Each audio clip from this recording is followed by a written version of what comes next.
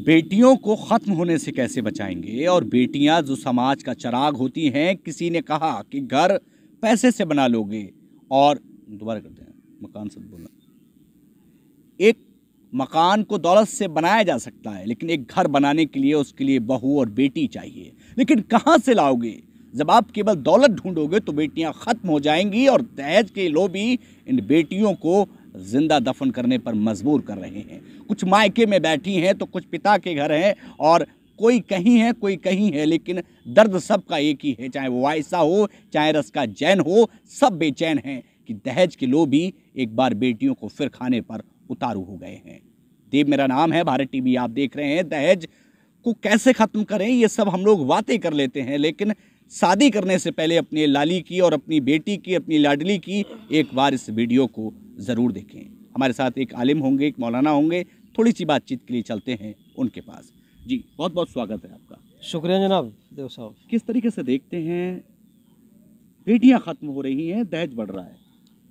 ये जहेज जो है पूरे मुल्क के लिए, बल्कि पूरी इंसानियत के लिए, पूरी मानवता के लिए एक बहुत बड़ा नासूर बन चुका है जी। और सिन्फ नाजुक यानी औरत, बेटी के लिए जी बहुत बड़ी समस्याएं खड़ा कर रहा है। एक तरह से उनकी ज़िंदगी में रोड़ा बन रहा है, उनकी सुख चैन की ज़िंदगी को ख़त्म कर रहा है, अमन और शांति उनकी ज़िंदगी से ख़त्म कर रहा है। जी। आज जब शादियां होती हैं जी तो लोगों के जहनों में बजाय इसके कि मैं अपने घर के लिए बहू ला रहा हूँ, अपने घर के लिए एक बेटी लेके आ रहा हूँ, अपने घर में एक सदस्य ला रहा हूँ, एक मेंबर आ रहा है, फैमिली मेंबर आ रहा है, बजाय उसकी खुशी को, उसकी निगाह और उसकी नज़र ये बात इस बात पे होती है बेटी और बहू का नंबर थर्ड क्लास में है। फर्स्ट में ये है कि मिला क्या है, दिया क्या गया है, कौन से नंबर की गाड़ी दी गई, फर्स्ट उसमें दी गई है, दूसरे नंबर की दी गई है, थर्ड क्लास की दी गई है। इस्लाम में गुनाह दहेज के बारे में सोचना भी, जी, इस्लाम में जहेज का लेन देन मुकम्मल हराम है। इस्लाम में किसी भी अंदाज से, किसी भी एंगल से इसकी इजाज़त नहीं है, मुकम्मल जुर्म है। और शरीयत में आप सल्लल्लाहु अलैहि वसल्लम के ज़माने में शादी होती थी। हुजूर सल्लल्लाहु अलैहि वसल्लम एक सहाबी से पूछ रहे हैं कि अब्दुर्रहमान शादी कर, अब्दुर्रहमान ये खुशबू ये क्या लगा रखा है आपने? क्या रसूलुल्लाह कल मैंने शादी कर ली है। तो इतने अमीर आदमी हो कि जब दुनिया से गए थे तो इतनी दौलत दुनिया में छोड़ के गए थे वो कि हिंदुस्तान दोबारा खरीद लिया जाए, इतनी बड़ी दौलत छोड़ के गए थे, लेकिन शादी इतनी सादगी के साथ कर रहे हैं कि जो वक्त के नबी, जो उनके सच्चे महबूब हैं, आप सल्लल्लाहु अलैहि वसल्लम से ज़्यादा मोहब्बत उनको किसी से नहीं थी, उनको तक को नहीं पता कि शादी हुई है, खामोशी के साथ, इतनी सादगी है। ये है इस्लाम। इस्लाम ये सिखाता है। अब हुआ क्या है कि लोगों ने अपने ऊपर खुद से ये घड़ लिया है, खुद से ये चीज़ें अपने ऊपर डाल ली हैं। और देखिए, याद रखिए, अल्लाह तबारक ताला ने जब किसी चीज़ को तय नहीं किया, अल्लाह तबारक ताला ने कोई चीज़ नाफिज नहीं की, किसी चीज़ का मुकल्लफ नहीं बनाया, और इंसान उसको अपने ऊपर डाल रहा है, अपने ऊपर मुसल्लत कर रहा है उस चीज़ को, तो याद रखिए इंसान समस्याओं में और कठिनाइयों में, दुविधाओं में आएगा। जब अपनी लाली का ब्याह करें और अपने लाला के लिए किसी के घर की बेटी लाएं, क्या ध्यान रखें, कैसे दहेज करें? जी, इस्लाम का नज़रिया ये है कि आपको बेटी ढूंढनी है, अपने घर के लिए एक मेंबर ला रहे हैं आप, जी, तो आप देखें कि वो अखलाक की कैसी है, जी, मिजाज कैसा है, जी, इंसानियत उसके अंदर है कि नहीं, दीनदारी उसके अंदर है कि नहीं, सभ्यता उसके अंदर है कि नहीं, मुहज़्ज़बा लड़की वो है कि नहीं, ये चीज़ें देखने की। इस चीज़ का नहीं कि कितनी, कौन सी गाड़ी मिलेगी, माल क्या मिलेगा, दौलत कितनी मिलेगी। अगर आपकी निगाह दौलत की तरफ है, आपकी निगाह उस किसी के माल की तरफ है, तो मैं ये समझता हूँ, मेरा नज़रिया ये है, बल्कि इस्लाम का ये नज़रिया यही है कि वो एक भिखारी है, वो अपने आप को अपाहिज और माजूर समझ रहा है, वो दूसरे की दौलत पर निगाह गाड़े हुए है। उसके साथ उस बेटी की शादी ही ना की जाए। हाँ, मैं समझता हूँ कि उसके साथ उसकी शादी ना की जाए, बल्कि बात यह है कि इस्लामी नुक्ता नज़र के एतबार से बेटी ढूंढनी चाहिए, माल नहीं ढूंढना चाहिए। आपके घर के लिए, आपकी शान बनाने के लिए, आपके घर की इज्जत रखने वाली बेटी अगर अब बहू आपको मिल रही है तो उसको लीजिए। बात में खूब पंचायतें हो रही हैं जी, और पंचायतों में लोग खूब बढ़ चढ़ करके बातें कर रहे हैं, लेकिन अभी तक जो नतीजा है zero, result zero. Result zero इसलिए है कि लोग कहते कुछ हैं और करते कुछ हैं। जी, बात यह है कि बड़ी बड़ी डींगे मारते हैं कि भाई जी हम मुसलमान भी हैं जी, अजी 1 रुपये से मैं शादी करूँगा जी, अजी हदीसें भी कि भाई उलमा ने खूब हदीसें जिक्र की कि सबसे अच्छी शादी वो हो जिसमें सबसे ज़्यादा कम खर्च हो, सादगी हो, कम खर्च की शादी हो।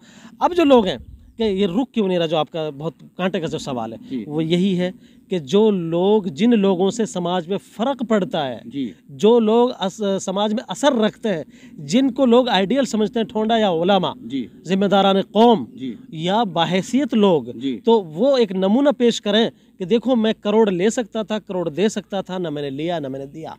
तो अब गरीब लोग ये सुनेंगे, जब इतने बड़े लोग ऐसी हल्की और सादगी के साथ शादी कर रहे हैं तो तेरे पास तो कुछ है ही नहीं, तू क्यों करे? जी। तो जाहिर बात है ऑटोमेटिकली रुकेगा, लेकिन फर्क कथनी पड़ेगा। और करनी में कथनी और करनी में बड़ा फर्क होता है। लोग अपना आपको समाज सेवी बताते हैं, लोग अपना आपको कौम का हमदर्द भी बताते जी। हैं, कौम का रहनुमा लीडर भी बताते हैं, लेकिन बात एक मसला मैं किसी को टारगेट भी नहीं कर सकता। जी। बाकी बात यह है कि जो बाहैसियत लोग हैं, जी। जो बाअसर लोग हैं, समाज में फर्क पड़ेगा उनसे। लेकिन एक सवाल आपसे भी है। जी जनाब। कल आप भी अपनी लाली की शादी करेंगे, जी चलिए लाली की शादी तो कर देंगे, लेकिन जब आप अपने बेटे की शादी करेंगे जनाब, तो कहीं आप भी तो। जी बिल्कुल सही बात आपने पूछी, हक है आपके पूछने का। जी और ये सवाल उठना चाहिए था जी कि जब हम दूसरों के लिए तालीम दे रहे हैं, जी दूसरों के लिए मैसेज और पैगाम भेज रहे हैं, जी तो मेरी अपनी निजी जिम्मेदारी इस्लामी एतबार से तो है ही, एक इंसानियत के एतबार से भी, ये नहीं कि नसीहत और अपने लिए कुछ और। लेकिन हम आप पर निगाहें रखेंगे, ऐसा नहीं है। मैं कहता हूँ कि मैं आपको दरख्वास्त भी करूँगा जी कि आप निगाह रखें, और ये होना भी चाहिए जी कि आप कहते क्या हो, लोगों को मैसेज पैगाम क्या पहुंचाते हो जी और आप करते क्या हो। जी इसलिए कि अल्लाह ताला कुरान में फरमाता है कि या अय्युहल्लज़ीना आमनू लिमा तक़ूलूना मा ला तफ़अलून, कि ईमान वालों ऐसी बातें क्यों करते हो जो तुम करते नहीं हो, जी कहते क्यों जो करते नहीं हो, जी वही कहो जो कर सकते हो। जी सही बात है, इस्लामी जिम्मेदारी भी है, ईमानी जिम्मेदारी भी है, और एक आलिमाना नाते की हमारी एक जिम्मेदारी बनती है। क्या इंशाअल्लाह। बोलेंगे लालियों के पिताओं से और लालाओं के पापाओं से जी। मैं कहता हूँ कि वो बात मैं दोहराऊंगा कि वह इज़ल मऊदत सुइलत बिअय्यि ज़म्बिन क़ुतिलत, अल्लाह ताला कल क़यामत के दिन उन लड़कियों के बारे में जो जिंदा दफन कर दी गई थी अपनी नाक के लिए, जी उनसे सवाल करेगा तुम्हें किस जुर्म में दफन किया गया था। नबी के आने से पहले ये बातें हुआ करती थी, हुजूर ने बैन लगाया, शरीयत ने बैन लगाई, इस्लाम ने उनको रोका और लड़कियों को जिंदा रहने का बराबर हक दिया, जैसा बेटों का हक ऐसे बेटियों का हक है। लेकिन अब जब जहेज़ की रस्म चल चुकी है, जहेज़ इतना भयानक रूप इख्तियार कर चुका है कि शरीयत ये कहती है कि बेटी का पैदा होना बरकत और रहमत है, लेकिन जहेज़ जब सामने खड़ा दिखाई देता है तो बेटी जब पैदा होती है, सुना कि बच्ची पैदा हुई है, तो वो आदमी अफसोस के साथ हाथ मलता और ये कहता है लो और कमाने का मसला हो गया। लोगों से इसलिए मैं कहूँगा कि खुदा के लिए आप इस रस्म बद से रुकिए, ये घिनौनी रस्म है, अल्लाह के यहाँ आपकी पकड़ होगी। ये मुजरिमाना रविश है, मुजरिमाना रस्म है, सब के लिए, पूरी इंसानियत के लिए।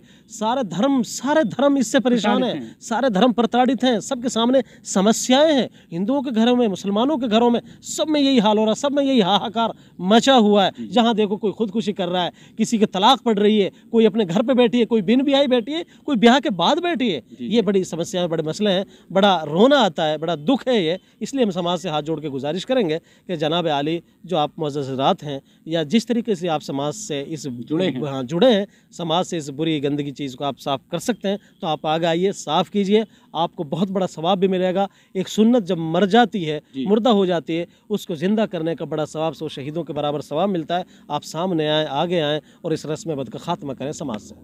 तो देखिए तस्वीर आपके सामने है, लेकिन जनाब बड़ी तकलीफ भरी बात भी थी कि कहो जो वो करके दिखाओ, जो चीज़ आप दूसरों के लिए कहते हो उसे खुद करिए। खैर, वो बेटियां जब हाथों पे मेहंदी लगा करके आएंगी तो वो हमेशा ध्यान रखिए उस मेहंदी के पीछे पिता का हाथ कहीं ना फैला हो। आप भी हाथ मत फैलाइए, ना दहेज लीजिए, ना दहेज लेना है, ना दहेज देना है। बस जो बेटी है वो ही सबसे बड़ा गहना है। लेकिन जनाब कहना क्या है और होना क्या है ये तो वक्त बताएगा। हमारी आपसे गुजारिश है, बेटियों को बचाइए, दहेज को रोकिए।